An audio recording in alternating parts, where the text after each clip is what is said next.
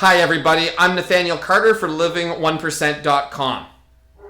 Night after night of erratic sleeping will require some time and effort to restructure. First, create an environment conducive to good sleep.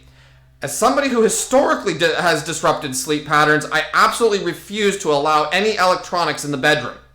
Screens keep your senses overstimulated and unable to shut down for sleep. Next, turn down the temperature in the room. Get some fresh air in and keep it circulating. I recommend using cotton sheets instead of synthetic. Natural fibers like cotton do a better job of wicking excess moisture from the body. Make sure the room is dark. Light blocking curtains will go a long way to make sure that outside light isn't leaking in and keeping you awake.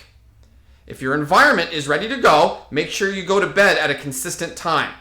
This trains the body to understand when it's time to go to sleep and when it should be awake. Practice makes perfect. Good luck, and may you have a good night's sleep.